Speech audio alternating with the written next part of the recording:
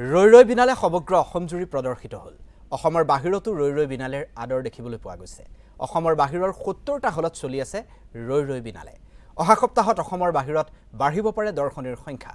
UFOৰ মহাপ্ৰবন্ধক সৌৰভ দত্তৰ সৈতে এক টেলিফোনিক বাৰ্তালাপ হৈছিল আমাৰ। সেই বাৰ্তালাপ এবাৰ শুনাব বিচাৰিছোঁ। সৌৰভ দত্ত ডাঙৰীয়া, আজি ৰৈ ৰৈ বিনালে মুক্তি পালে অসমত লগতে সমগ্ৰ ভাৰতৰ কেইবাটাও স্ক্ৰীণত। প্ৰথম দিনটোত আপুনি কি ছবি দেখা পাইছে? প্ৰথম দিনটো মানে যিখিনি আমি এতিয়া মিডিয়াতে আমি দেখি আছো, সঁচা কথা ক'ব গ'লে। হয়, কাৰণ মানে দিছ ইজ আনপ্ৰেচিডেণ্টেড। আজিলৈকে এনেকুৱা ঘটনা আমি দেখা নাই কোনো অসমীয়া চিনেমাৰ ক্ষেত্ৰত। হয়, ৰাতিপুৱা 4:30 বজাৰ পৰা শ্ব' আৰম্ভ হৈছে আৰু সেইবোৰ শ্ব' হাউচফুল। হয়, আৰু সেই শ্ব' চাবলৈ মানে 3:30 বজাৰ পৰা মানে বয়সস্থ মানুহ হলৰ বাহিৰত ৰখি আছেহি। নিশ্চয়। আৰু আপোনাৰ আমাৰ ওচৰত যিটো কালি শেহতীয়া মানে যিটো ইনফৰ্মেশ্যন, কালি ৰাতিলৈকে যিটো ইনফৰ্মেশ্যন আছিলে, নৰ্থ ইষ্টত প্ৰায় 92 মান প্ৰপাৰ্টিত চিনেমাখন ৰিলিজ হৈছে। প্ৰায় 600 মান শ্ব' হ'ব নৰ্থ ইষ্টত। হয়, আৰু নৰ্থ ইষ্টৰ বাহিৰত মানে ৰেষ্ট অফ ইণ্ডিয়াত 94 স্ক্ৰীণত আপোনাৰ মোটামুটি মানে 180-200 মান শ্ব' হৈছে। হয়। আৰু অসমৰ বাহিৰৰ শ্ব'খিনিৰ কথা যদি কওঁ, তেতিয়াহ'লে তাত কেনেকুৱা সঁহাৰি? আপোনাৰ হাতত কিবা শেহতীয়া তথ্য আছেনে? আমি গম পোৱা মতে বেংগলোৰ, মুম্বাই এনেকুৱা বহু জেগাত ইতিমধ্যে টিকেট শেষ হৈছে। তাৰমানে হয়, মানে একে অৱস্থা, মানে অসমত যিটো অৱস্থা সেই একেধৰণৰ অৱস্থা বাহিৰতো দেখা গৈছে। আপুনি ইয়াৰ আগতো আপোনাক সুধিছিলোঁ যে আপুনি কৈছিলে যে অসমৰ বাহিৰত এনেকুৱা কিছুমান ঠাইত এইবাৰ ৰৈ ৰৈ বিনালে শ্ব' কৰা হৈছে য'ত পূৰ্বে কেতিয়াও কোনো অসমীয়া চিনেমা তাত শ্ব' কৰা হোৱা নাছিল। গতিকে সেইসমূহ স্থানত তাত এইবাৰ কি ধৰণৰ সঁহাৰি দৰ্শকৰ? সেইখিনি এতিয়ালৈকে আমি একচুৱেল ফেক্টছবোৰ পোৱা নাই তাৰে, কিন্তু আমি 2-এটা জেগাৰ পৰা যিখিনি গম পাইছোঁ তাৰমানে সঁহাৰি অত্যন্ত ভাল। কাৰণ আছামিজ যিখিনি কমিউনিটি আছে সেইবোৰ জেগাত, তেওঁলোকে মানে টিকেটৰ কাৰণে মানে হাহাকাৰ কৰিব লগা পৰিস্থিতি এটা হৈছে। মানে বহুত অসমীয়া মানুহে টিকেট নোপোৱাকৈ ঘূৰি যাব লগা হৈছে হলৰ পৰা। কাৰণ বাহিৰৰ চিনেমা হলবোৰত মানে আমাৰ অসমৰ নিচিনাকৈ 6টা-7টাকৈ শ্ব' নাই, 1 বা 2টা শ্ব'হে আছে। নিশ্চয়। ত' সেইটো কাৰণে সেই শ্ব'বোৰ ফুল হৈ গৈছে, যাৰ কাৰণে তেওঁলোকে টিকেট পোৱা নাই।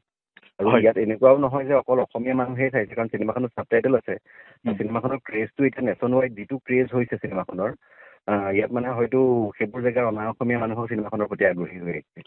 ইয়াৰ আগতে অৰ্থাৎ জুবিন গাৰ্গৰ মৃত্যুৰ সময়ত যি ধৰণে সমগ্ৰ ভাৰতত বাতৰি প্ৰচাৰ হৈছিলে, বা জুবিন গাৰ্গৰ যি ধৰণৰ মানুহে যি ধৰণে অসমত তেওঁক শেষ বিদায় দিবৰ কাৰণে আগবাঢ়ি গৈছিল, সেই খবৰবোৰে আচলতে অনাম অসমীয়া মানুহক যথেষ্ট পৰিমাণে প্ৰভাৱান্বিত কৰিছে বুলিও ক'ব পাৰি।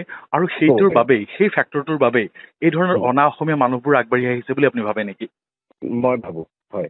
হয়। আৰু এটা কথা চাওক যে আপোনালোকেতো যিসমূহ ধৰক শ্ব' য'ত কৰা হ'ব বা অহা সপ্তাহৰ বাবে যি ধৰণে ৰৈ ৰৈ বিনালে শ্ব' কৰা হ'ব, অহা সপ্তাহৰ বাবে অসমৰ বাহিৰত এতিয়া ৰিকুৱেষ্ট আহিছেনে যে অহা সপ্তাহতো অসমৰ বাহিৰত থাকিবনে?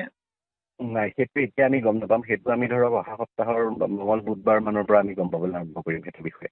গতিকে আমি মঙল-বুধবাৰ থাকিব, আমিতো আশা কৰিছোঁ থাকিব। কাৰণ ইনফেক্ট হয়তো বাঢ়িও যাব পাৰে। এতিয়া যিটো হৈ আছে অৱস্থা, তাতকৈ হয়তো বাঢ়ি যাব পাৰে। যদি সেই সকল মানুহ সকলৰ বিষয়ে আমি মানে কথা পাতিছোঁ যে অনা অসমীয়া মানুহ বা যোনে অসমীয়া ভাষাটো বুজি নাপায়, তেনেকুৱা মানুহৰ ইণ্টাৰেষ্ট লেভেলটো যদি বাঢ়ি যায়, তেনেহ'লে মানে সংখ্যাটো আৰু হয়তো বৃদ্ধিহে হ'ব অহা সপ্তাহত। মানে আপোনাৰ ধাৰণা এটা আপুনি কৰিছে যে অহা সপ্তাহত স্ক্ৰীণো বাঢ়িব পাৰে নেকি বাৰু? শ্ব' বা স্ক্ৰীণো বঢ়াৰ সম্ভাৱনা আছে। হয়। আৰু অসমৰ বাহিৰত মানে মই নৰ্থ ইষ্টৰ কৈছোঁ, নৰ্থ ইষ্টৰ কিমান মান হলত এতিয়া ৰৈ ৰৈ বিনালে চলি আছে? কালি গধূলি পৰিসংখ্যাটোলৈকে মানে গোটেই নৰ্থ ইষ্টত 92খন, মানে অসম ধৰি 92টা মানে প্ৰপাৰ্টিত হেৰি হৈছে। প্ৰায় 600 মান শ্ব'। 600 মান শ্ব'।